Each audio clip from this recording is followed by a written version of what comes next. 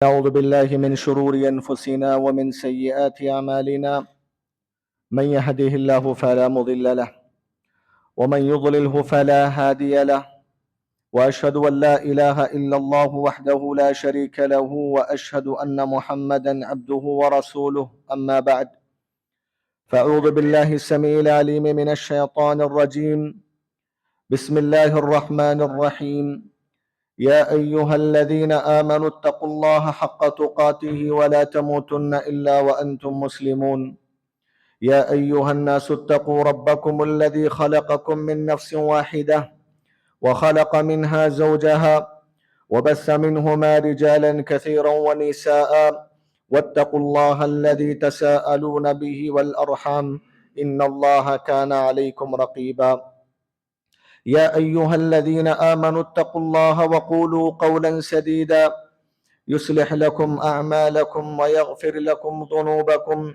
ومن يطع الله ورسوله فقد فاز فوزا عظيما فإن أصدق الحديث كتاب الله وخير الهدي هدي محمد صلى الله عليه وسلم وشر الأمور محدثاتها وكل محدثة بدعة وكل بدعة ضلالة وكل ضلالة في النار. قابل احترام حاضرین جمعہ، اسلامی بھائیوں، بزرگوں، نوجوانوں، بچوں اور پردہ نشین خواتین اسلام، کل انشاءاللہ تعالی عید الاضحیٰ ہونے والی ہے۔ عید الاضحیٰ کی مناسبت سے مجھے آپ کے سامنے کچھ باتیں رکھنا ہے۔ قبل اس کے کہ میں عید الاضحیٰ سے متعلق کچھ باتیں آپ کے سامنے رکھوں، سب سے پہلے یہ بات بتا دوں کہ آج کا یہ دن جمعہ کا دن ہے۔ اس دن کو پیارے نبی صلی اللہ علیہ وسلم نے عید المؤمنین قرار دیا۔ مسلمانوں کے لیے سال بھر میں دو عیدیں آتی ہیں، عید الفطر اور عید الاضحیٰ، لیکن ہفتے میں ایک مرتبہ اللہ تبارک و تعالیٰ نے مسلمانوں کے لیے، مومنوں کے لیے عید کا دن متعین فرمایا، وہ جمعہ کا دن ہے۔ اور اللہ رب العالمین کا فضل اور کرم تو دیکھو، اس سال جمعہ کے دن ہمارے اس ہندوستان کے اندر عرفہ کا دن آ چکا ہے۔ اس حیثیت سے اگر آپ اس دن کی فضیلت کے سلسلے میں، اہمیت کے سلسلے میں دیکھیں گے تو تین اعتبار سے آج کے اس دن کو اہمیت حاصل ہے، فضیلت حاصل ہے۔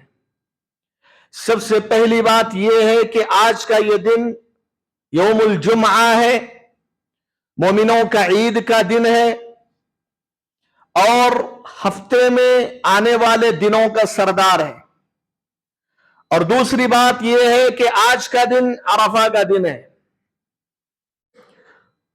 ہندوستان کے ملک کے حساب سے 9 ذی الحجہ کا دن ہے، اور آج کے دن ہندوستان کے اور وہ ممالک جہاں پہ آج 9 ذی الحجہ ہے، مسلمان ایک بڑی تعداد میں روزے سے ہیں۔ اور عرفہ کے دن کے روزے کی فضیلت کے بارے میں پیارے نبی صلی اللہ علیہ وسلم نے فرمایا، احتسب علی اللہ ان یکفر السنة التي قبله والتي بعده۔ اللہ رب العالمین کی ذات سے مجھے امید ہے کہ رب کریم عرفہ کے دن کے روزے کی وجہ سے بندے کے پچھلے اور اگلے 2 سالوں کے تمام صغیرہ گناہوں کو بخش دے گا اور معاف کر دے گا۔ آج کا یہ دن اس حیثیت سے بھی بڑی فضیلت والا دن ہے۔ اور تیسری بات یہ ہے کہ آج کا یہ جو جمعہ کا دن ہے، ذی الحجہ کے ابتدائی 10 دنوں میں آیا ہوا ہے۔ حافظ ابن حجر رحمہ اللہ فرماتے ہیں، وہ جمعہ جو دوسرے دنوں میں پڑتا ہے، اس جمعہ کے مقابلے میں جو جمعہ ذی الحجہ کے ابتدائی 10 دنوں میں آتا ہے، اس جمعہ کی فضیلت زیادہ ہے۔ اس لیے کہ اللہ تبارک و تعالیٰ کے پاس ذی الحجہ کے ابتدائی 10 دنوں میں کیے جانے والے اعمال دوسرے دنوں میں کیے جانے والے اعمال سے زیادہ پسندیدہ ہوتے ہیں، زیادہ محبوب ہوتے ہیں، زیادہ اللہ تبارک و تعالی چاہتا ہے ان دنوں میں کیے جانے والے اعمال کو۔ اس اعتبار سے آج کا یہ جو جمعہ 3 اعتبار سے بڑی فضیلت کا حامل ہے۔ محترم حضرات اور خواتین اسلام، جب کبھی بھی آپ کی زندگی میں جمعہ کا دن ملتا ہے، آپ خوش نصیب انسان ہو، سعادت مند آدمی ہو، لیکن مسلمانوں کا بہت بڑا طبقہ جمعہ کے دن کی اہمیت کو جانتا نہیں ہے۔ اور جمعہ کے دن اللہ رب العالمین نے یہ جو ربانی اسٹیج رکھا ہے، یہ جو ممبر اللہ تبارک و تعالیٰ نے جو ممبر کی شکل میں مسلمانوں کو جو اپنی طرف سے جو اسٹیج دیا ہے، اس اسٹیج کی اہمیت اتنی زیادہ ہے کہ اس اسٹیج کا مقابلہ دنیا کا کوئی بڑا اسٹیج نہیں کر سکتا۔ یہاں سے مسلمانوں کے دین و عقیدے کی حفاظت ہوتی ہے، یہاں پہ مسلمانوں کے معاملات کو سدھارا جاتا ہے، یہاں پہ مسلمانوں کے دنیا اور آخرت کی ترقی کی بات ہوتی ہے، یہاں پہ مسلمانوں کے عقیدے سے لے کر ان کے معاملات اور ان کے زندگی کے میں پیش آنے والے تمام معاملات کی اصلاح ہوتی ہے۔ لیکن بدقسمتی سے مسلمانوں کا بہت بڑا طبقہ جمعہ کے دن بھی وقت سے پہلے نہیں پہنچتا، وقت سے پہلے پہنچنے کے بجائے خطبہ جمعہ تقریباً اکثر حصہ گزر چکا ہوتا ہے تب مسجد میں داخل ہوتے ہیں۔ ہمارے مسلمان حضرات، یہ بدقسمتی ہے میرے بھائیوں۔ پیارے نبی صلی اللہ علیہ وسلم نے حدیث میں فرمایا، صحیح حدیث ہے، جو کوئی مسلمان جمعہ کے دن غسل کر لے، پھر اس کے بعد مسجد جلد تشریف لے آئے اور چل کر آئے، سوار ہو کر نہ آئے، اور امام صاحب کے قریب بیٹھ جائے، خطیب صاحب کے قریب بیٹھ جائے اور آ کر نہ سوئے بلکہ خطبہ جمعہ کو غور سے سن لے، اللہ کے نبی صلی اللہ علیہ وسلم نے فرمایا اللہ تبارک و تعالی اس کے حق میں 1 سال نفلی روزے رکھنے کا ثواب اللہ تعالیٰ عطا کر دیتا ہے۔ 1 سال اللہ تبارک و تعالیٰ نماز تہجد پڑھنے کا ثواب اس کے حق میں لکھ دیتا ہے۔ اللہ اکبر! اس سے بڑھ کر اور کیا فضیلت چاہیے؟ اس فضیلت کو حاصل کرنے کے لیے سب سے پہلی کنڈیشن یہ ہے کہ وہ جمعہ کے دن غسل کرے، دوسری کنڈیشن یہ ہے کہ وہ جلدی آ جائے، خطبہ جمعہ یا اذان سے پہلے حاضری دے مسجد میں، یا اس سے پہلے جتنا جلد ممکن ہو سکے وہ مسجد میں داخل ہو جائے، اور تیسری کنڈیشن یہ ہے کہ وہ سوار ہو کر نہ آئے، چل کر آئے، اور چوتھی کنڈیشن یہ ہے کہ وہ امام کے اور خطیب کے خطبے کو غور سے سنیں۔ ایسا نہیں ہے کہ آپ جلدی آ گئے، چل کر آئے، غسل کر کے آ گئے، خطیب کے سامنے بیٹھے ہوئے لیکن سو رہے ہیں، آپ خطبہ جمعہ نہیں سن رہے، وہ فضیلت آپ کو نہیں ملے گی۔ غور سے سنیں امام کا خطبہ، تب چل کر اللہ تبارک و تعالی 1 سال قیام و سیام کا اللہ تعالیٰ اسے اجر و ثواب عطا کرتا ہے۔ محترم حضرات، جمعہ کے دن خاص طور سے 3 اعمال کرنا نہ بھولیں۔ 3 اعمال خصوصیت کے ساتھ پیارے نبی صلی اللہ علیہ وسلم نے کرنے کی تاکید فرمائی، یہ ہر جمعہ آپ کو یاد ہونا چاہیے۔ 3 کام، کوئی کام یاد ہو یا نہ ہو، بزنس کا کوئی کام بھول جائے کوئی مسئلہ نہیں، لیکن یہ 3 کام آپ یاد رکھیں اور کوشش کریں کہ ان 3 کاموں پر آپ کا عمل ہو جائے۔ پہلی چیز یہ ہے کہ کثرت کے ساتھ آپ اس دن اللہ کے نبی صلی اللہ علیہ وسلم پر درود و سلام بھیجیں، کثرت کے ساتھ، اٹھتے بیٹھتے۔ دیکھو، ہر وقت اللہ کے نبی پہ درود بھیجنا عبادت ہے، آپ کے غموں کا علاج ہے، آپ کی زندگی میں برکتوں کا ذریعہ ہے، لیکن جمعہ کے دن خصوصیت کے ساتھ پیارے نبی صلی اللہ علیہ وسلم نے کثرت کے ساتھ درود بھیجنے کی ترغیب دلائی ہے۔ تو جمعہ کے دن کوئی بھی جمعہ ہو، جیسے ہی جمعرات کا سورج غروب ہو جاتا ہے، اس کے بعد سے لے کر جمعہ کے دن سورج غروب ہونے تک آپ کثرت کے ساتھ پیارے نبی صلی اللہ علیہ وسلم پر درود و سلام کا اہتمام کریں۔ دوسری بات، آپ جمعہ کے دن آپ سورہ کہف کی تلاوت کرنا نہ بھولیں۔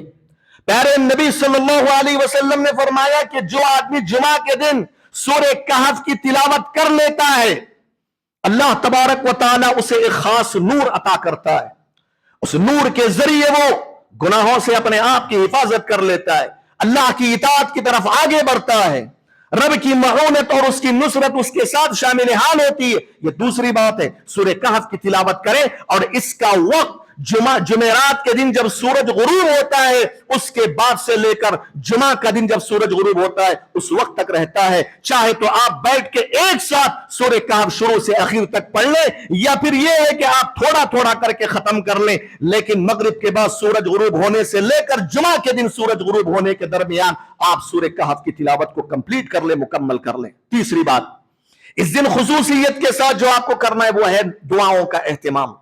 کثرت کے ساتھ آپ جمعہ کے دن دعاؤں کا اہتمام کریں۔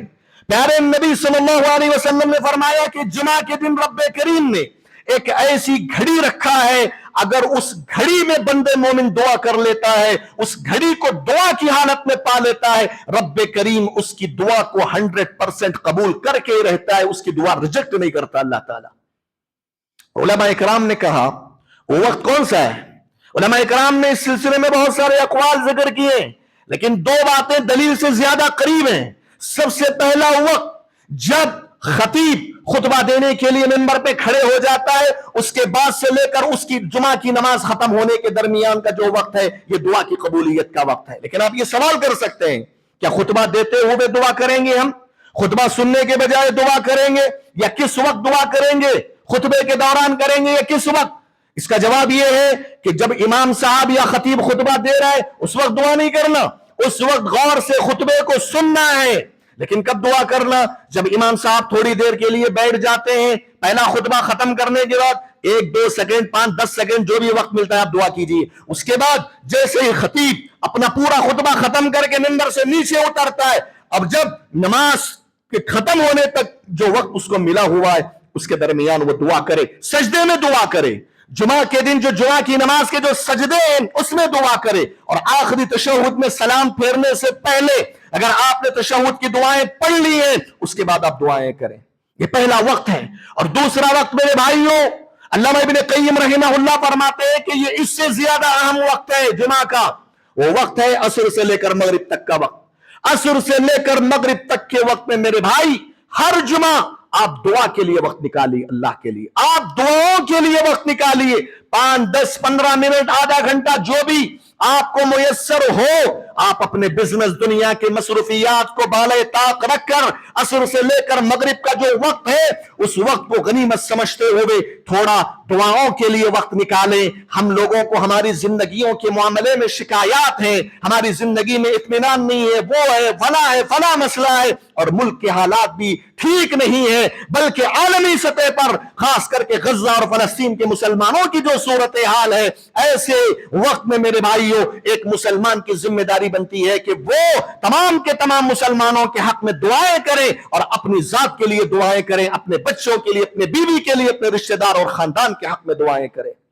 یہ غنیمت سمجھیں اس وقت کو، وقت نکالیے تھوڑا ہر جمعہ۔ لیکن آج کا دن تو اسپیشل دن ہے، آج کا دن ایک تو جمعہ کا دن ہے، اور دوسرا مسلمانوں کی اکثریت روزے کی حالت میں، اور آپ جانتے ہیں کہ روزے کی حالت میں بندے مومن جو دعائیں کرتا ہے رب کریم اس دعا کو قبول کرتا ہے۔ لہٰذا میرے بھائیوں آج کا یہ دن ایک تو جمعہ کا دن ہے، دعا کی قبولیت کا دن ہے، دوسرا روزے کی حالت میں جو بندے مومن ہیں اس کا ایک اور سبب ہے دعا کی قبولیت کا۔ دو پاورفل سبب شامل ہو جاتے ہیں، رب کریم اس حالت میں جو دعائیں کی جاتی ہیں قبول کرتا ہے۔ حضرات یہ 3 باتیں ہر جمعہ کی مناسبت سے آپ یاد رکھیں، ان 3 باتوں پر عمل کرنے کی کوشش کریں۔ محترم حضرات، آپ کے سامنے مجھے کل عید قرباں ہے، دنیا کے مختلف علاقوں اور ملکوں اور جو ہے علاقائی سطح پہ، ملکی سطح پہ مسلمان اپنی اپنی استطاعت و بساط کے مطابق اللہ رب العالمین کے نام پر رب کے تقرب کے حصول کے لیے قربانیاں پیش کرنے والے ہیں۔ اللہ تعالیٰ سے دعا کریں رب کریم جو بھی کل قربانیاں پیش کرنے والے ہیں ان کی قربانیوں کو شرف قبولیت سے نوازے، اور دعا کریں کہ رب کریم جو لوگ قربانی دینے کی طاقت نہیں رکھتے ہیں اللہ رب العالمین ان کو قربانی کی استطاعت اور طاقت دے دے، اور یہ دعا کریں جو لوگ طاقت رہنے کے باوجود قربانیاں نہیں کرتے ہیں، بخیلی سے کام لیتے ہیں، رب کریم انہیں قربانیاں کرنے کی توفیق عطا فرمائے۔ محترم حضرات، عید قربان کی مناسبت سے مجھے سب سے پہلے نمبر پر یہ بات رکھنا ہے کہ قربانی کے احکام اور مسائل تو آپ علماء کی زبانیں سنتے رہتے ہیں، بہت سارے مسائل ریپیٹ ہوتے ہیں، لیکن مجھے آپ کے سامنے آج قربانی کے سلسلے میں جو مسلمانوں سے غلطیاں ہوتی ہیں ان غلطیوں کی طرف نشاندہی کرنا زیادہ مناسب معلوم ہوتا ہے، اس لیے کہ لوگوں کے سوالات جب آتے ہیں وہ سوالات حقیقت میں سوالات نہیں ہوتے، وہ سماج کے اندر، معاشرے کے اندر کیا چل رہا ہے اس کو بیان کرنے والے ہوتے ہیں۔ ان سوالات سے سمجھ میں آ جاتا ہے کہ مسلمانوں کے اندر قربانی کے معاملے کو لے کر بہت ساری غلط فہمیاں عام ہو چکی ہیں۔ اس اعتبار سے میرے بھائیوں، مجھے آپ کے سامنے ایک ایک کر کے قربانی کے حوالے سے جو غلطیاں ہوتی ہیں ان غلطیوں کی نشاندہی میں آپ کے سامنے کروں گا، پھر اس کے بعد قربانی کرنے کے آداب سے متعلق کچھ باتیں مجھے رکھنا ہے، اور کل عید کا دن ہے، عید کے دن کی مناسبت سے عید کے آداب کا تذکرہ کرنا ہے۔ محترم حضرات، قربانی کے سلسلے میں ہونے والی سب سے پہلی غلطی یہ ہے، جیسا کہ میں نے ابھی آپ کے سامنے ہلکے سے اشارہ کیا، وہ غلطی یہ ہے، اللہ تبارک و تعالیٰ کچھ لوگوں کو قربانی کرنے کی طاقت دیا ہوتا ہے، استطاعت دیا ہوتا ہے، اس کے باوجود اس قربانی جیسی عظیم عبادت کو انجام دینے کے سلسلے میں کوتاہی سے کام لیتے ہیں، بخیلی سے کام لیتے ہیں، اور ڈر جاتے ہیں کہ بھئی مال کہیں ضائع نہ ہو جائے، کہیں مال ختم نہ ہو جائے۔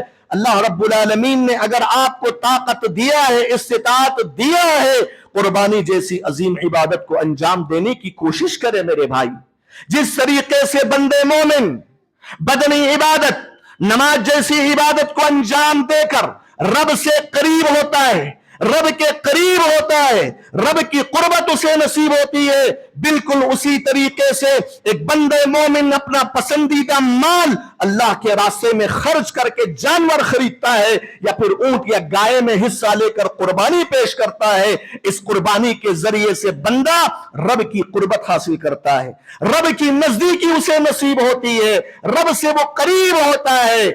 اور یہی وجہ ہے کہ اللہ کے نبی صلی اللہ علیہ وسلم جب مدینہ المنورہ تشریف لے آئے، آپ 10 سال تک مدینہ المنورہ میں باحیات رہے، آپ نے کسی سال قربانی نہیں چھوڑی، آپ نے کسی سال قربانی کو مس نہیں کیا، ہر سال آپ نے اللہ رب العالمین کے نام پر قربانی پیش کی ہے۔ 10 سال آپ رہے، 10 سال تک ہر سال آپ نے اللہ کی راہ میں جانوروں کو قربان کیا ہے۔ پیارے نبی کی یہ سنت ہے، اللہ کا یہ حکم ہے، اسی لیے میرے بھائیوں، جو کوئی بندے مومن، جو کوئی مسلمان صاحب استطاعت ہونے کے باوجود قربانی نہیں کرتا، پیارے نبی صلی اللہ علیہ وسلم نے ایسے شخص کے حق میں بڑی سخت وعید فرمائی ہے۔ سنن ابن ماجہ کی صحیح روایت ہے، پیارے نبی صلی اللہ علیہ وسلم نے فرمایا، من وجد ساعة فلم يضحي فلا يقربن مصلانا، جس آدمی کے پاس اللہ رب العالمین نے قربانی کرنے کی طاقت دے رکھا ہے، اس کے باوجود وہ قربانی نہ کرے، وہ ہمارے عیدگاہ کے قریب تک نہ آئے۔ پیارے نبی صلی اللہ علیہ وسلم نے اس طریقے سے وعید سنائی ہے میرے بھائی۔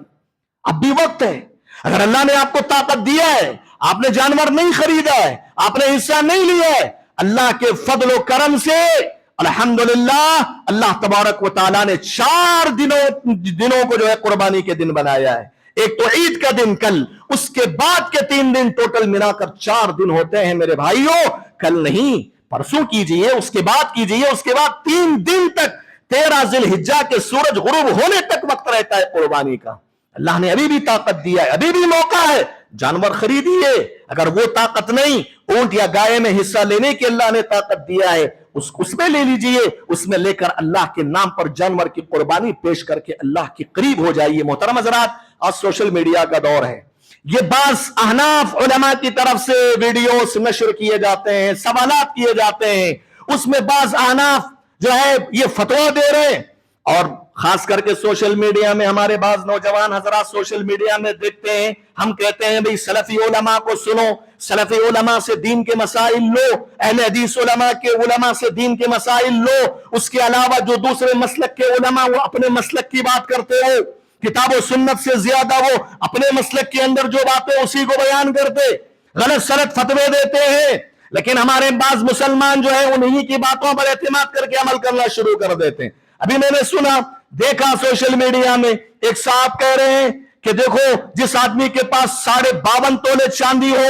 یا پھر 7.5 تولے سونا ہو، یعنی زکات کا جو سسٹم ہے، زکات کے سسٹم کو قربانی پہ فٹ کر رہے ہیں، اور کہہ رہے ہیں کہ جس آدمی کے پاس بھی سونا اور چاندی، یعنی چاندی 52.5 تولہ، چاندی جو ہے 7.5 تولہ اگر کسی کے پاس رکھا ہوا ہے وہ صاحب نصاب ہے، اس پر قربانی واجب ہے. اور گھر کے اندر اگر 2 افراد کے پاس اتنا سونا اور چاندی ہے تو دونوں افراد پر قربانی کرنا واجب ہے.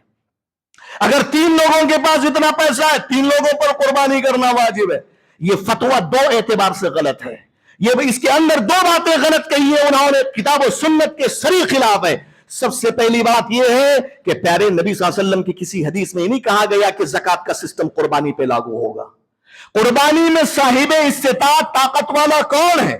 طاقت والا وہ ہے جو اس کے اور اس کی فیملی کے جو بنیادی ضروریات ہیں، اس ضروریات کے علاوہ ایکسٹرا اس کے پاس اتنا پیسہ ہے کہ ایک بکرا خرید سکتا ہے، وہ ایکسٹرا اس کے پاس اتنا پیسہ ہے کہ وہ ایک گائے میں حصہ لے سکتا ہے، ایک ایکسٹرا اس کے پاس اتنا پیسہ ہے کہ وہ یا اونٹ میں حصہ لے سکتا ہے، اس پر قربانی واجب ہے. اگرچہ کہ اس کے پاس 52.5 تولے چاندی نہ ہو، اگرچہ اس کے پاس 7.5 تولے سونا نہ ہو، تب بھی اگر اس کی بنیادی ضروریات کے علاوہ اس کے پاس اتنا پیسہ جمع ہے کہ وہ اس کے ذریعے سے ایک جانور خرید کر یا حصے میں شریک ہو کر قربانی دے سکتا ہے تو اس کے لیے قربانی دینا چاہیے. دوسری بات میرے بھائیوں، انہوں نے کہا کہ گھر کے اندر 3 افراد ہیں، اگر تینوں کے پاس 52.5 تولے یا 7.5 تولے سونا، 7.5 تولے سونا اور 52.5 تولے جو ہے چاندی ہے تو تینوں افراد پہ ہے تو تینوں افراد پر قربانی واجب ہے. یہ بھی سراسر حدیث کے خلاف بات ہے. میرے بھائیوں یہ بات یاد رکھیے کہ ایک جانور یا گائے کے اندر ایک حصہ، اونٹ کا ایک حصہ ایک آدمی کی طرف سے اور اس کی جو فیملی ہے اس کی فیملی کی طرف سے کافی ہو جاتا ہے، کافی ہو جاتا ہے. اگر ایک چھت کے اندر رہ رہے ہیں، ایک چولہے سے کھانا کھاتے ہیں، سب ایک ہی کچن ہے، ایک ہی چولہا ہے، ایک ہی چھت ہے، نان و نفقے کا معاملہ ایک ہی ہے، چاہے وہ گھر کے اندر 100 فیملی ممبر ہو، 200 ہو، 1000 ہو، ایک جانور پورے گھر والوں کی طرف سے کافی ہو جاتا ہے. اور وہ کہہ رہے ہیں کہ نہیں 3 لوگوں کے پاس اتنا سونا چاندی ہے تو 3 لوگوں کے لیے قربانی واجب. کہاں سے لے کے آئی یہ بات؟ ابو ایوب انصاری رضی اللہ تعالی عنہ کی حدیث واضح طور پر یہ بتاتی ہے. جب ابو ایوب انصاری سے پوچھا گیا کیف كانت الضحايا على عهد النبي صلی اللہ علیہ وسلم، نبی صلی اللہ علیہ وسلم کے دور میں قربانیاں کیسے ہوا کرتی تھی؟ ابو ایوب انصاری رضی اللہ عنہ فرماتے ہیں كان الرجل يضحي بالشاة عن اهل بيته فيأكلون ويطعمون. کہتے ہیں کہ نبی کے دور میں ایک آدمی اپنی طرف سے اپنے گھر والوں کی طرف سے ایک بکری کو ذبح کر دیتا تھا، کھاتے تھے، لوگوں کو کھلاتے تھے.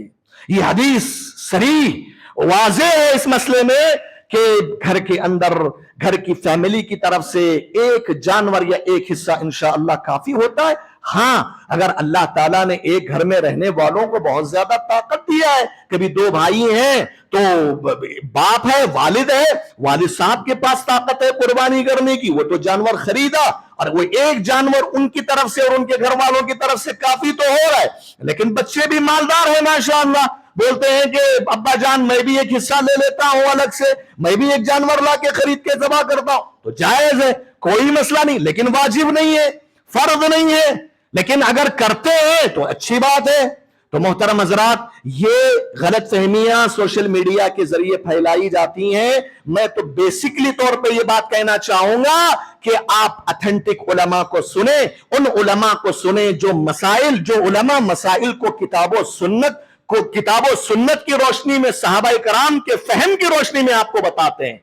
تو محترم حضرات، یہ سب سے پہلی غلط فہمی تھی جو مجھے آپ کے سامنے رکھنا تھا. دوسری غلط فہمی میرے بھائی دوسری غلطی جو پائی جاتی ہے وہ غلطی ہے ریاکاری کا فتنہ، شہرت کا فتنہ. آج قربانیوں کے لیے جانور خریدے جا رہے ہیں، گلیوں میں گھمائے جاتے ہیں، محلوں میں گھمایا جاتا ہے، سمجھ رہے ہیں؟ سوشل میڈیا کا دور ہے، فیس بک میں تصویر لگا دی اور واٹس ایپ میں تصویر لگا دی، ڈی پی لگا دی جانوروں کی.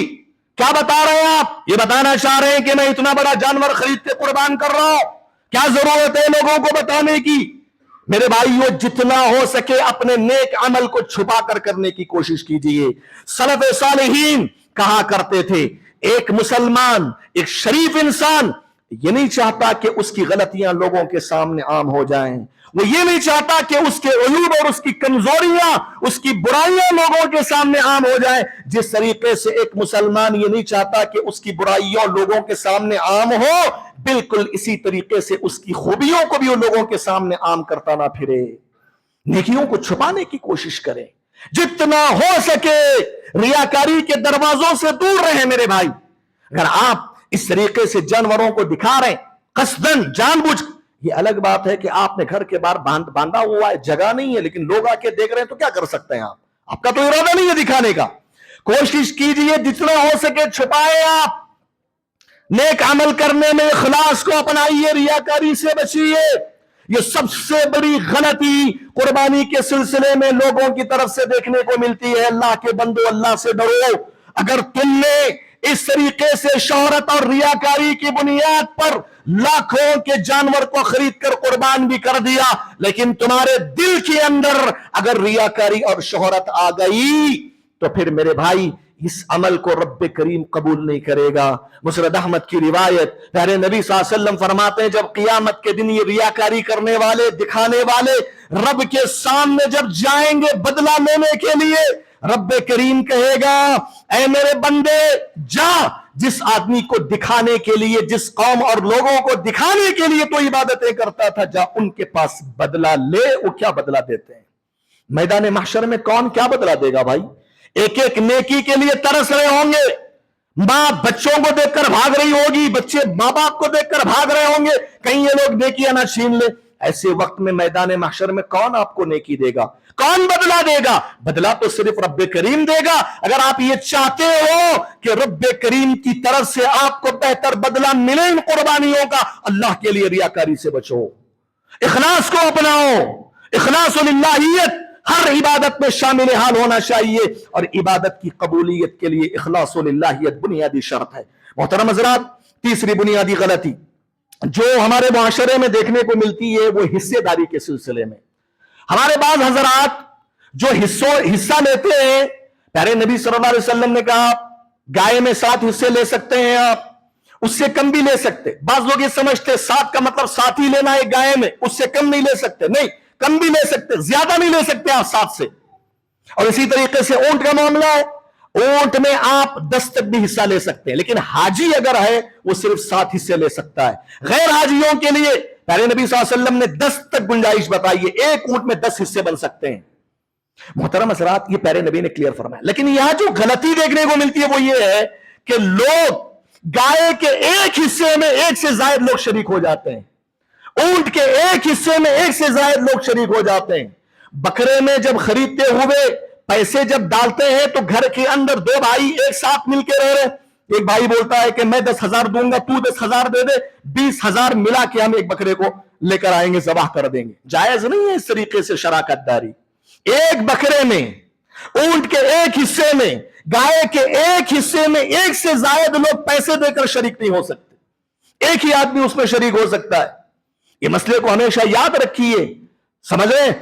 مثال کے طور پہ ایک آدمی، ہاں اس کا علاج علماء اکرام نے بتایا، کبھی فیملی کے اندر 2 بھائی ہیں، ایک بھائی کے پاس طاقت نہیں ہے کہ جانور خریدے، دوسرے بھائی کے پاس بھی نہیں ہے، اب اس کا حل علماء اکرام نے یہ بتایا ایک کام کرو، دونوں بھائی 10-10 ہزار ملا کر اپنے کسی بڑے بھائی کو، اپنے کسی والدہ، اپنی والدہ کو یا اپنے والد کو دے دیں، آپ اس کو مالک بنا دیں، ابا جان یہ آپ کے پیسے ہیں، لے لو، آپ جو چاہے کرو۔ پھر ابا، والد یا والدہ ان 20,000 کو لے کر جائیں، ایک جانور خرید کے لائیں اور ذبح کر دیں۔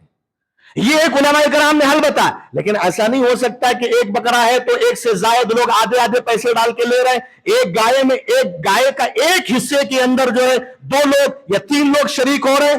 یہ درست بات نہیں ہے میرے بھائیوں، یہ حصے داری میں غلطی ہونے والی ہے۔ چوتھی غلطی جو معاشرے میں دیکھنے کو ملتی ہے وہ اجتماعی قربانیوں کے سلسلے میں۔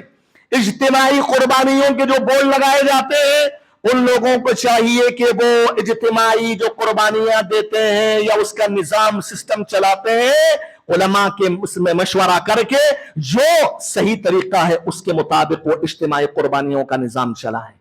محترم حضرات، غلطی کہاں ہو رہی ہے؟ غلطی یہاں ہو رہی ہے کہ بعض حضرات، سب نہیں، بعض حضرات اجتماعی قربانیاں کرتے ہیں، ایک حصہ اتنا پیسہ فکس کر دیتے ہیں، ٹھیک ہے کوئی بات نہیں، لیکن مسئلہ یہ ہوتا ہے کہ 7 لوگ مثال کے طور پر ایک گائے میں حصہ لیے ہیں، ایک گائے ہے، اور باقی جو دوسرے 7 لوگ دوسرے گائے میں حصہ لیے، دونوں گایوں کا گوشت مکس کر کے جو ہے سب کو تقسیم کر دیا جاتا ہے۔ مکس کیوں کر رہے ہیں آپ؟ ایک گائے ہے، ایک گائے میں 5 6 7 لوگ ہیں، تو وہ 7 لوگوں کا گوشت اسی گائے سے آپ دیجئے ان کو، دوسرے گائے کو گوشت اس میں مکس مت کیجئے، جو دوسرے گائے میں جو لوگ شریک ہوئے اسی گائے سے ان کو گوشت دیجئے۔ کیوں؟ اس لیے کہ میرے بھائیو، جب اگر کوئی انسان کسی گائے کو دیکھتا ہے، اس میں اپنا حصہ لگا لیتا ہے، وہ اس کی ملکیت ہے، وہ اس نے پیسے دے دیا۔ اب جو اجتماعی قربانی کرنے والے کی جائز نہیں ہے، اس کی اجازت کے بغیر اس کا گوشت اٹھا کے کسی اور کو دے دے، دوسرے جانور کا گوشت اٹھا کے اس کو دے دے، جائز نہیں ہے۔ ملکیت میں تصرف ہے، یہ اس کی ملکیت ہے۔ اور دوسری بات یہ ہے کہ اس جانور کی وہ قربانی دے رہا ہے، اس کا وہ حصہ ہے باقاعدہ، وہ قربانی ہے اس کی، اس کو کیسے وہ چینج کر سکتا ہے گوشت دینے کے سلسلے میں؟ تو محترم حضرات، اجتماعی قربانی کے سلسلے میں یہ بھی بہت بڑی غلطی پائی جاتی ہے، لہٰذا اس کی اصلاح کرنے کی ضرورت ہے۔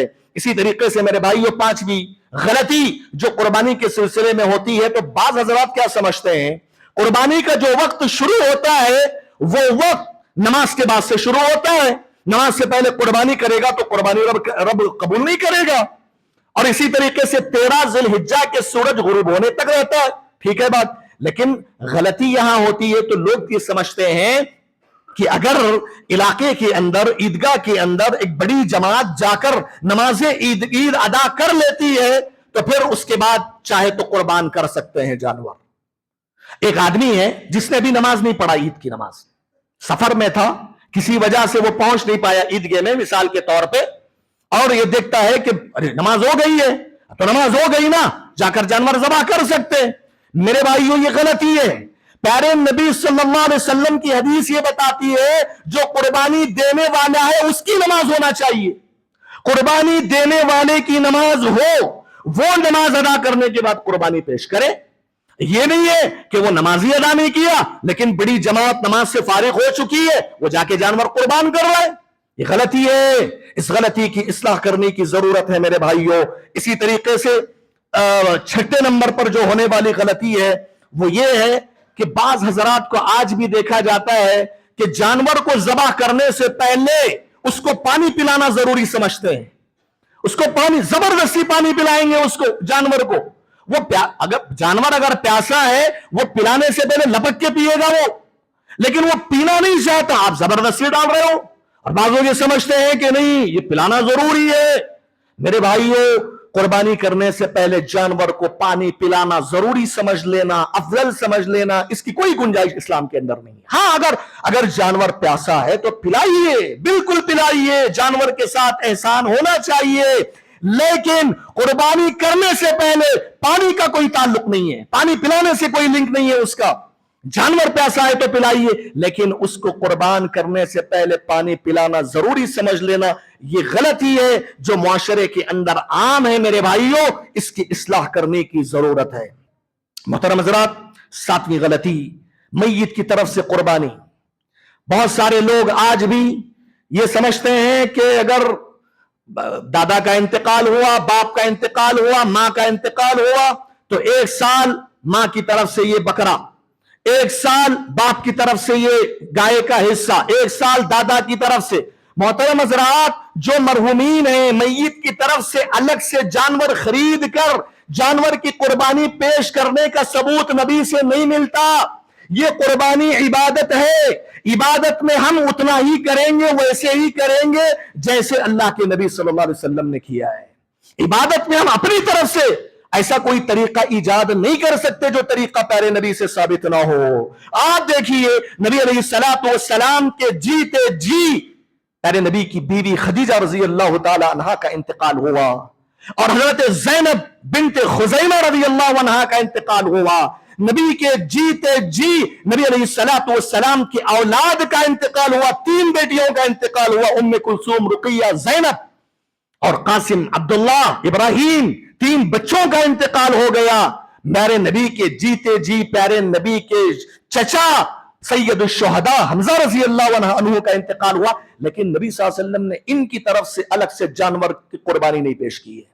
अगर सही होता अल्लाह के नबी सल्लल्लाहु अलैहि वसल्लम पेश करते, तो लिहाजा अलग से मरहूम की तरफ से जानवर खरीद कर एक मुस्तकिल कुर्बान करना जानवर को, या गाय ऊंट में हिस्सा लेने का सबूत सहाबा से नबी से नहीं मिलता है। हजरत अली रजी अल्लाह अन्हु की तरफ से जो हदीस आई है कि जिसमें कहा गया कि प्यारे नबी ने मुझे वसीयत की थी कि मैं अपनी तरफ से एक जानवर कुर्बान करूं, नबी के इंतकाल के बाद नबी की तरफ से करूं, हदीस ज़ईफ है, साबित नहीं है वो हदीस।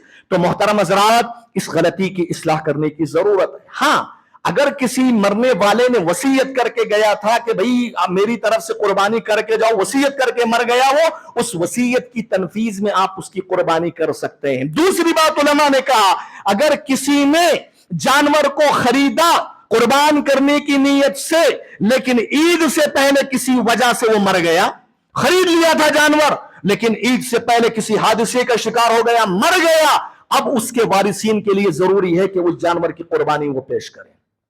तो मोहतरम हज़रात, ये सूरतें हैं, वरना इनके अलावा मुस्तकिल एक जानवर की कुर्बानी इस्लाम के अंदर इसकी गुंजाइश नहीं है, इसकी इस्लाह करने की जरूरत है। इसी तरीके से मेरे भाइयों, 8वीं गलती आमतौर से कसाई लोगों से होती है, दूसरे लोगों से होती है, जल्दबाजी। अल-उजलतु मिनश शैतान, नबी ने फरमाया जल्दबाजी शैतान की तरफ से होती है। वत्तअन्नी मिनल्लाह, ठहराव, किसी काम के अंदर ठहराव जो होता है वो अल्लाह की तरफ से होता है। जानवर की कुर्बानी करने के सिलसिले में जब जानवर को कुर्बान किया जाता है, अभी उसकी रूह मुकम्मल तौर से निकली नहीं रहती है, वो तड़प रहा होता है, फौरन रस्सी पे चढ़ा देते हैं उसको, उसका चमड़ा छिलना शुरू कर देते हैं, उसके पैर तोड़ना शुरू कर देते हैं, उसकी गर्दन मरोड़ना शुरू कर देते हैं।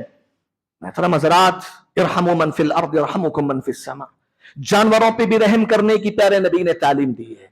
अभी रूह नहीं निकली है, निकलने तो दो, उससे पहले अगर आप इस तरीके से उसके साथ मामला करेंगे तो जानवर को और ज्यादा तकलीफ होगी।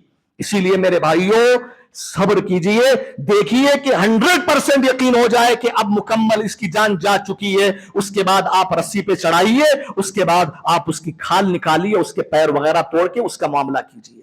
कसाई लोगों को समझाइए, कसाई लोगों का मामला क्या होता है, ईद के दिन उनका एक टारगेट होता है, इतने जानवर करेंगे तो इतना पैसा उनका मिलने वाला, ठीक है उजरत लीजिए, आप पैसा लीजिए, लेकिन ये गलत है कि उसके चक्कर में आप इन जानवरों के साथ बेरहमी का मामला करें।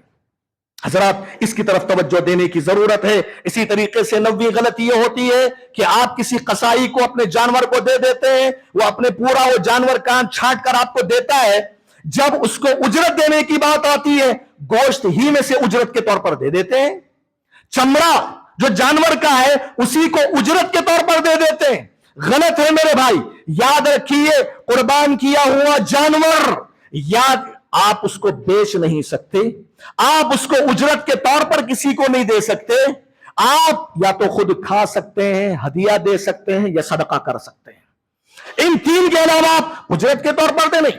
आप कसाई की उजरत 1000, 2000, 3000 जो भी बन रही है वो दे दीजिए, आप उस उजरत के नाम पर चमड़े में मत निकालिए, आप गोश्त को मत दीजिए, आप, ये गलत तरीका है। हां, उजरत देने के बाद अलग से आप सदके की नीयत से, हदिये की नीयत से आप अगर किसी कसाई को चमड़ा देते हो, गोश्त देते हो तो जायज है, लेकिन उजरत के नाम पर, उजरत के बदले में चमड़ा या गोश्त देना यह जायज नहीं है। इसकी तरफ तवज्जो देने की जरूरत है।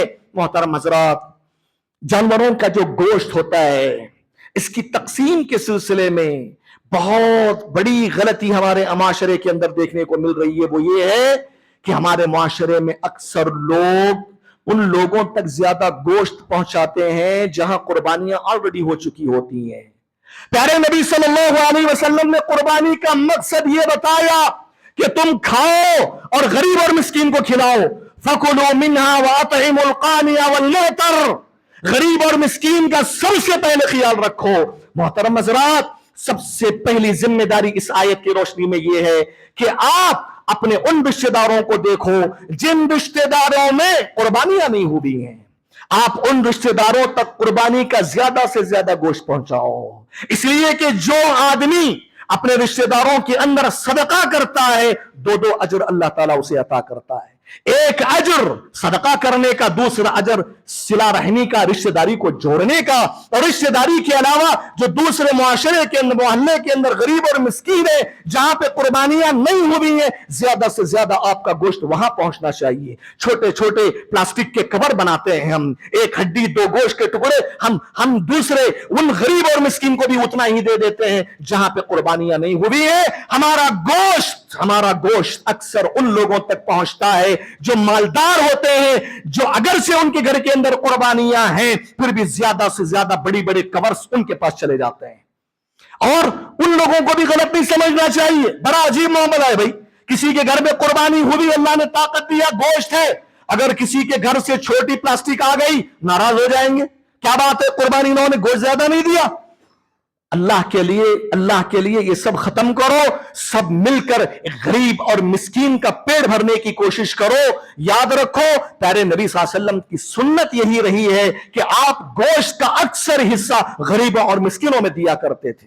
बहुत कम आप अपने पास रखते और हदिया दिया करते थे, लेकिन ज्यादातर आप सदके में दिया करते थे। हजरात, इसी तरीके से 11वें नंबर पर होने वाली गलती यह है कि कुर्बानी के बाद बाज लोग क्या समझते हैं कि भाई कुर्बानी करने के बाद बाल जाकर मोड़ना जरूरी समझते, और बाज लोगों यहां तक समझते कि कुर्बानी हमारी उसी वक्त कंप्लीट होगी जब अब जाके बाल निकालेंगे।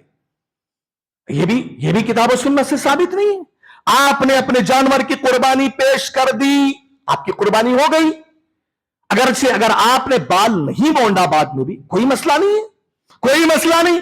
यह समझ लेना कि कुर्बानी बाल मोड़ने के बाद ही कंप्लीट होगी, गलत बात है। यह गलती है, गलत फहमी है। कुर्बानी करने के बाद आपके इख्तियार में है, चाहे तो आप अपने बाल मुंडवाओ, कटिंग करवाओ या छोड़ो। जरूरी समझना गलत है जी, कुर्बानी से उसका कोई ताल्लुक नहीं है। समझ रहे, कुर्बानी आपकी हो गई इखलास और नबी के तरीके के मुताबिक, अल्हम्दुलिल्लाह। उसके बाद आपकी मर्जी है, चाहे तो आप बाल निकालो या तो छोड़ो। इस गलत फहमी को भी जो है दूर करने की जरूरत है। मोहतरम हज़रात, गोश्त की तकसीम के सिलसिले में गलती मुआशरे के अंदर अगरचे के बाद उलमा ने कहा है, क्या 3 बराबर हिस्से करते हैं। अगर किसी जानवर में 30 किलो गोश्त आया तो 10 किलो गरीब और मिस्कीन का, 10 किलो हदिया देने के लिए, 10 किलो हम अपने आप के लिए रखेंगे। ये बराबर जो तकसीम करने की बात है, इससे भी प्यारे नबी सल्लल्लाहु अलैहि वसल्लम से साबित नहीं है। ये बराबर। हाँ, ये जरूर है कि 3 काम करना आपके लिए मुस्तहब है, अफदल है। एक काम आप सदका व खैरात करें, दूसरा काम आप हदिया दे, तीसरा काम अपने आप के लिए रखे। ये 3 काम करना नबी से साबित है, लेकिन इन 3 कामों के लिए गोश्त को बराबर तोल के तकसीम करना ये नबी सल्लल्लाहु अलैहि वसल्लम से साबित नहीं है। 30 किलो गोश्त आ रहा है, 20 किलो आप गरीबों में दीजिए, 5 किलो अपने पास रखिए, 5 किलो आप हदिये में दे दीजिए, या फिर 15 किलो आप अपने पास रखिए, 10 किलो गरीबों में दीजिए और बाकी हिस्सा हदिया कीजिए। ये बराबर जो तकसीम करने वाली बात है, तोल कर, इसका मेरे भाइयों सबूत नहीं मिलता। लेकिन इससे ये नहीं समझ लेना कि हम जो पैकेट बना के देते हैं क्या वो भी गलत है। वो गलत नहीं है। आप पैकेट बनाकर जो है इनको देते हैं थोड़ा बहुत गोश्त, उसके अंदर गुंजाइश है, लेकिन ये जो बराबर तकसीम की बात है उसकी इस्लाह करने की जरूरत है। इसी तरीके से मेरे भाइयों 13वें नंबर पर जो गलती होती है, बाज लोग रात में जानवर को ज़बाह करने को मकरूह समझते हैं, हरज महसूस करते हैं रात में जानवर को ज़बाह करने को। ऐसी कोई बात नहीं है। ईद की नमाज के बाद से 13 ज़िलहिज्जा के सूरज गुरूब होने तक दिन और रात के किसी भी हिस्से में आप जानवर की कुर्बानी पेश कर सकते हैं। 14वीं जो गलती माशरे के अंदर देखने को मिलती है, लोग समझते हैं कि जानवर ज़बाह करने वाला मर्द ही होना चाहिए, औरत अगर ज़बाह करेगी तो वो जानवर जो है सही नहीं होगा, और औरत का ज़बाह करना सही नहीं है। ये अहनाफ के पास है।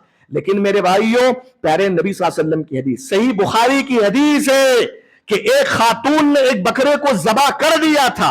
नबी सल्लल्लाहु अलैहि वसल्लम ने जब मसला पेश किया गया तो नबी ने कहा वो जानवर हलाल है, खाइए। अबू मूसा अशअरी रज़ी अल्लाह तआला अन्हु अपने घर की बेटियों को बोलते थे कि अपने हाथों से जानवरों को ज़बाह करो। तो औरत अगर जानवर ज़बाह करती है कोई हरज की बात नहीं। हाँ, बस ये है कि औरत के पास वो ताकत हो ज़बाह करने की और उससे अच्छा ज़बाह करना आता हो। अगर कोई ऐसी खातून है जिसको ज़बाह करने का तरीका मालूम है, अच्छी ज़बाह कर सकती है वो, कोई हरज की बात नहीं है। इसी तरीके से मेरे भाइयों کل چونکہ عید الاضحیٰ کا دن ہے، عید الاضحیٰ میں کیا ہوتا ہے؟ عید الاضحیٰ کی ایک سنت ہے پیارے نبی کی کہ بھئی عید الاضحیٰ سے پہلے آپ کچھ بھی کھا کے نہ جائیں، عید کی نماز پڑھ لینے کے بعد جب گھر آئیں آپ پھر اس کے بعد کھائیں، یہ سنت۔ اس کو بعض لوگ آدھا روزہ بولتے ہیں، آدھا روزہ، ہاں عید الاضحیٰ کے دن یہ آدھا روزہ، بھئی آدھا روزہ نہیں ہوتا اسلام کے اندر، اسلام کے اندر آدھے روزے کا کوئی تصور نہیں ہے، یہ نبی کی سنت ہے، اس کو سنت بولو، آدھا روزہ کہاں سے لے کے آ گئے؟ یہ بھی غلطی ہے، اس کی طرف توجہ دینے کی ضرورت ہے۔ اسی طریقے سے میرے بھائیوں ایک چیز یہ بھی ہے، آخری جو غلطی ہے وہ یہ ہے کہ لوگ، پیارے نبی صلی اللہ علیہ وسلم کی یہ تعلیم ہے کہ اگر کوئی آدمی قربانی کرنے والا ہے، ذی الحجہ کا چاند دیکھ لیا، اس کے بعد بال ناخن چمڑا نہ نکالے، لیکن کسی نے نکال لیا بغیر کسی عذر کے تو وہ یہ سمجھنے لگتا ہے کہ ارے نبی منع کیے تھے، میں نے کر دیا، اب پتہ نہیں میری قربانی قبول ہوگی کیا نہیں ہوگی۔ غلط بات ہے، قربانی اللہ تعالیٰ ضرور قبول کرے گا آپ کی، اگرچہ آپ یہ غلطی کیے ہیں لیکن قربانی اللہ تعالیٰ قبول کرے گا، لیکن آپ نے یہ جو غلطی کی ہے اس کی وجہ سے آپ گنہگار ہوں گے۔ آپ سچے دل سے توبہ اور استغفار کریں اللہ کی بارگاہ میں، اللہ کی بارگاہ میں توبہ اور استغفار کریں، لیکن قربانی آپ کی ہو جائے گی۔ آخری غلطی میرے بھائی، ہاں یہ بہت اہم غلطی ہے، وہ یہ ہے کہ ہمارے مسلم بہت سارے لوگ نمازیں نہیں پڑھیں گے، 5 وقت کی نمازیں نہیں پڑھیں گے، لیکن قربانی ضرور دیں گے، اور بعض حضرات قربانی دینے کے سلسلے میں ان کا زیادہ فوکس گوشت کی طرف رہتا ہے۔ میرے بھائیوں یقیناً قربانی کے مقاصد میں یہ ہے کہ کھاؤ کھلاؤ، لیکن اس سے پہلے آپ کا مقصد اور آپ کا ارادہ یہ ہونا چاہیے کہ عبادت ہے، اس عبادت کو انجام دے کر میں رب سے قریب ہو جاؤں۔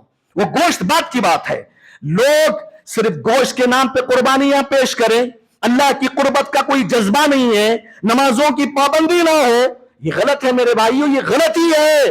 نماز فرض ہے، قربانی علماء نے کہا سنت مؤکدہ ہے، علماء کی جماعت صحابہ سے لے کر آج تک علماء کی ایک بڑی جماعت ہے جو کہتی ہے کہ نماز چھوڑنے والا کافر ہو جاتا ہے، لیکن قربانی چھوڑنے والا کافر ہوتا ہے، کسی عالم نے فتویٰ نہیں دیا آپ کو، لیکن معتبر علماء یہ کہتے ہیں کہ نماز چھوڑنے والا استمرار کے ساتھ کافر ہوتا ہے۔ آپ اندازہ لگائیے، قربانی سے زیادہ ہماری زندگیوں میں نماز اہم عبادت ہے، نمازوں کا اہتمام کریں، قربانیاں بھی کریں۔ بعض لوگ اس کا غلط مطلب سمجھ لیتے ہیں، ہاں ہر درمی بولتے ہیں کہ ارے بھائی ہم نمازی نہیں پڑھ رہے ہیں، ہم نمازی نہیں پڑھ رہے ہیں، مولانا بتائے کہ نماز تاریک صلاۃ، نماز چھوڑنے والے کی قربانی اللہ تعالیٰ رد کر سکتا ہے۔ اب ہم نماز چھوڑنے والے ہیں، قربانی قبول نہیں، قربانی کیا کریں گے؟ چھوڑ دو قربانی بھی۔ یہ مطلب نہیں ہوتا علماء کا، علماء کا مطلب یہ ہوتا ہے کہ قربانیاں بھی کرو لیکن نمازوں کی پابندی کرو تاکہ تمہاری قربانی اللہ رب العالمین کی بارگاہ میں قابل قبول ہو جائیں، اللہ رب العالمین کے پاس ایکسپٹ ہو جائیں۔ محترم حضرات، یہ کچھ غلطیاں تھی، میں نے آپ کے سامنے ذکر کیا، بڑی تیزی کے ساتھ میں کچھ آداب ذکر کر کے اپنی بات ختم کر دیتا ہوں بڑی معذرت کے ساتھ۔ عید کے آداب کے سلسلے میں کچھ اہم تنبیہات آپ کے سامنے رکھنا ہے۔ آپ جانتے ہیں کہ عید کو جاتے ہوئے غسل کرنا مستحب ہے، غسل کر کے جائیں، نئے کپڑے پہن کے جائیں، نئے کپڑے اگر نہیں ہیں تو آپ کے کپڑوں میں جو اچھے کپڑے ہیں، جو خاص کپڑے ہیں، اس کو پہن کے جائیں، اسی طرح عطر لگا کے جانا، اور عید الاضحیٰ سے پہلے کچھ کھائے بغیر عیدگاہ جائیں، پھر اس کے بعد آ کر کھائیں کچھ، یہ پیارے نبی صلی اللہ علیہ وسلم کی سنت ہے۔ اسی طریقے سے عیدگاہ جاتے ہوئے بلند آواز سے تکبیرات کہیں، یہ سنن مہجورہ میں سے ہے۔ آج ایک بڑی جماعت ہماری جاتی ہے عیدگاہ، وہ آوازیں نہیں آتی تکبیرات کی جو پہلے آتی تھی۔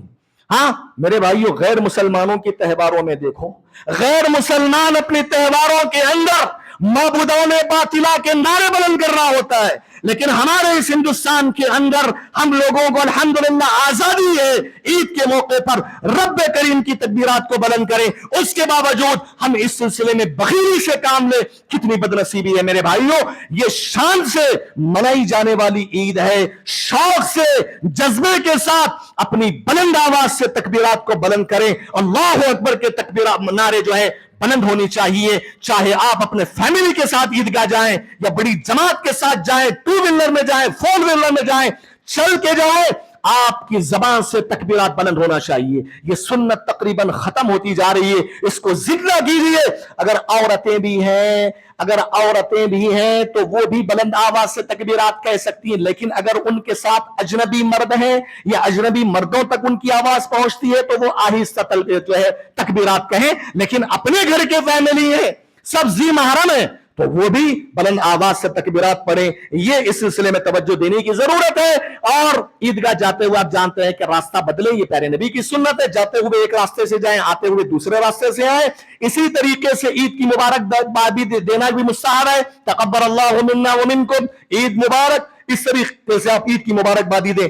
یہاں عید کے موقع پر ایک غلطی میرے بھائیوں جو دیکھنے کو ملتی ہے وہ یہ ہے کزن سے ملاقات.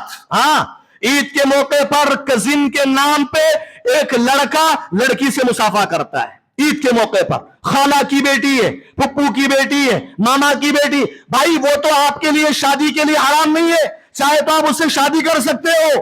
آپ کے ساتھ اس کے لیے اس کا پردہ ضروری ہے.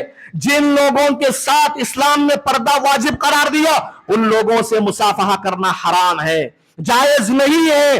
اللہ اکبر. نبی کی ایک حدیث میں بتا دو، نبی نے جو ہے معجم طبرانی کی روایت ہے، آپ نے کیا فرمایا؟ لَإِن يُطْعَنَ فِي رَأْسِ أَحَدِكُمْ بِنِقْيَةٍ مِّنْ حَدِيدٍ خَيْرٌ لَهُ مِنْ أَن تَمُسَّ امْرَأَةً لَا تَحِلُّ لَهُ. آپ نے فرمایا کہ تم میں سے کسی آدمی کے سر میں ایک میخ لے کر ٹھوک دیا جائے، اس کے لیے وہ بہتر ہے اس سے کہ وہ کسی اجنبی عورت سے ہاتھ ملائے. اس کے سر میں کیلا ٹھوک دینا یہ بہتر ہے اس کے لیے. اتنی سخت پیارے نبی صلی اللہ علیہ وسلم نے وعید سنائی ہے ایسے شخص کے لیے جو یہ کزن کے نام سے یہ جو ملاقاتیں، ہاں جو ذی محرم ہے ملائیے، ماں سے اپنا ہاتھ ملائیے، بیوی سے ملائیے، بہن سے ملائیے، پھپھو سے ملائیے. جن کے ساتھ نکاح ہمیشہ کے لیے حرام ہے وہ محرم میں آتے ہیں، ان سے ملائیے، عید کی مبارکبادی دیجیے. لیکن یہ کزن کے نام سے جو آج ہمارے معاشرے میں فیشن چل پڑا ہے، اسلام کے اندر اس کی کوئی گنجائش نہیں ہے. محترم حضرات، آخری 2-3 منٹ میں اپنی بات ختم کر دو. قربانی کرنے جا رہے ہیں آپ، قربانی کے سلسلے میں قربانی کے ذبح کرنے کے آداب بھی آپ کو معلوم ہونا چاہیے. سب سے پہلا ادب یہ ہے کہ آپ اپنے چاقو کو تیز کر لیں. بہت سارے لوگ چاقو کو تیز نہیں کرتے، جب جانور پہ چلاتے ہیں صحیح سے کرتا نہیں ہے، کبھی جانور اٹھ کے بھاگنا شروع کر دیتے ہیں، کبھی آدھا بیدہ کرتا ہے، تکلیف ہوتی ہے جانور کو. پیارے نبی نے خصوصی اس کے ساتھ حکم دیا کہ آپ اچھے سے تیز کر لیں. دوسری بات، جانوروں کے سامنے تیز نہ کریں. جانور کو لٹا کے یہاں تیز کر رہے ہوتے ہیں، آواز اس کو سنائیں. بھائی جانوروں کے پاس منہ نہیں ہے لیکن اللہ تعالیٰ نے ان کو احساس دیا ہے، وہ محسوس کرتے ہیں، وہ جو دیکھتے ہیں وہ محسوس کرتے ہیں. اسی لیے میرے بھائیوں سامنے آپ تیز نہ کریں. تیسری بات یہ ہے کہ ایک جانور کے سامنے دوسرا جانور ذبح نہ کریں. جانوروں کے سامنے ایک دوسرے کے سامنے ذبح کرنا منع ہے، یہ ادب کے خلاف ہے. قصائی لوگوں کو اس کی طرف توجہ دینے کی ضرورت ہے. سسٹم قائم کریں، آپ ایک الگ سے جگہ ایک کچھ پردہ وغیرہ ڈال دیں اور وہاں جانور ذبح کریں. کسی جانور کو ذبح ہوتے ہوئے نہ دیکھیں، اس لیے کہ میرے بھائیوں ان کو تکلیف ہوتی ہے. اسی طریقے سے جانور کو جب آپ ذبح کرنے کی جگہ لے کر آتے ہیں وہاں نرمی کے ساتھ لے کر آئیں. بعض لوگ ڈھکیل رہے ہیں، لات سے مار رہے ہیں اس کو. ہاں، یہ جانور وہ بھی قربانی کا جانور ہے. عام جانوروں کے ساتھ ایسا کرنا غلط ہے. وہ تو جانور کے قربانی کا جانور کرنا کی تو اور بڑا جو ہے بڑی غلطی ہے. آپ ٹھیک ہے جانور ہیں بھائی، وہ تو انسان نہیں ہے نا، جانور ہیں. کبھی وہ آنے میں جو ہے دیری کرتے ہیں، آتے نہیں ہیں. آپ جتنا ہو سکے نرمی کے ساتھ ان کو مذبح میں لانے کی کوشش کریں. اسی طریقے سے میرے بھائیوں جانور آپ ذبح کرتے وقت اس کو لیفٹ سائڈ لٹا دیجئے تاکہ اس کو سیدھے ہاتھ میں لے کر آپ اچھے سے ذبح کر سکیں. اسی طریقے سے ذبح کرتے ہوئے جانور کو قبلہ رخ کریں اور اسی طریقے سے آپ بھی قبلہ رخ ہو جائیں. یہ مستحب ہے، یہ افضل ہے. جانور ذبح کرتے ہوئے بسم اللہ بول کے جانور ذبح کرنا شرط ہے. جو آدمی جانور ذبح کرتے ہوئے بسم اللہ بول کے جانور ذبح نہیں کرتا اس کا وہ ذبیحہ حلال نہیں ہوگا اور اس کی قربانی بھی قبول نہیں ہوگی. بسم اللہ بولنا ضروری ہے. ہاں، اللہ اکبر یہ جملہ مستحب ہے. اسی طریقے سے اللہم تقبل منی ومن اہل بیتی، اس طرح کے جو جملے ہیں یہ بھی کہنا مستحب اور افضل ہے.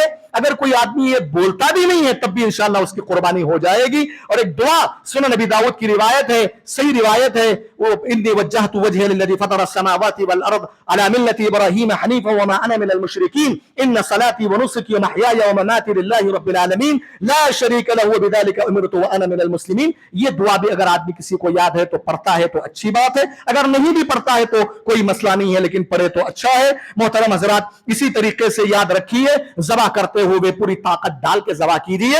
اور ایک بات یہ ہے کہ لوگ سمجھتے ہیں کہ جانور ذبح کرتے ہو عالم کو بلاؤ، حضرت کو بلاؤ، فلاں کو بلاؤ.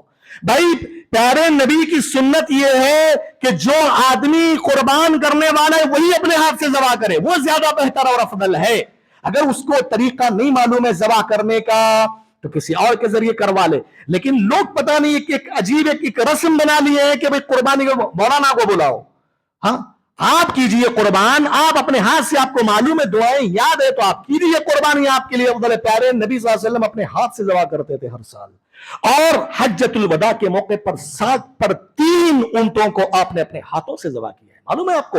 تو آپ اپنے ہاتھ سے ذبح کرنا سیکھیے، یہ آپ کے لیے بہتر اور افضل ہے۔ ہاں اگر آپ کو طریقہ نہیں معلوم ہے کسی اور سے بھی آپ کروا سکتے ہیں۔ یہ کچھ باتیں تھیں میں نے اچھا آخری بات یہ ہے میرے محترم حضرات، ہم ہندوستان کی اس سرزمین میں جی رہے ہیں، پہلے ہی ہمارے حالات آپ جانتے ہیں، لوگ سمجھتے نہیں ہیں، جانور کی قربانی کے بعد خون ادھر پھینک دیا، غلاظت ادھر پھینک دیا، ادھر پھینک دیا، یہ بالکل یہ غلط بات ہے، یہ مسلمان کا شیوا نہیں ہے۔ مسلمان کے بارے میں تو پیارے نبی نے یہ انٹروڈکشن کروایا، المسلم من سلم المسلمون من لسانہ ویدہ، حقیقی مسلمان وہ ہے جس کی زبان اور آپ سے دوسرے مسلمان محفوظ رہیں۔ آپ کسی غیر مسلمان کو بھی تکلیف مت دیجئے، مسلمانوں کو بھی تکلیف مت دیجئے، آپ پاکی صفائی کا خیال رکھیے۔ رب العالمین سے دعا ہے کہ رب العالمین جو باتیں میں نے کہی ہیں سب سے پہلے مجھے آپ حضرات کو عمل کرنے کی توفیق عطا فرمائے۔ اللہ تبارک و تعالی جو بھی باتیں آپ کے سامنے ذکر کی گئی ہیں ان باتوں کو آپ سمجھتے ہوئے یاد کرتے ہوئے اس پر عمل کرنے کے اللہ ہم سب کو توفیق عطا فرمائے۔ معذرت کے ساتھ میں نے وقت زیادہ لے لیا، لیکن چونکہ قربانی کے حوالے سے یہ بہت اہم باتیں تھیں، یہ جمعہ کے دن ہی ممکن ہو سکتی ہیں، اتنی بڑی تعداد جمعہ کے دن ہی حاضری دیتی ہے، اسی لیے میں نے تھوڑا وقت زیادہ لے لیا۔ اللہ رب العالمین ہم تمام لوگوں کو نیک عمل کی توفیق دے، آمین۔ اقول قولی ھذا واستغفر اللہ لی ولکم ولسائر المسلمین من کل ذنب فاستغفروہ انہ هو الغفور الرحیم۔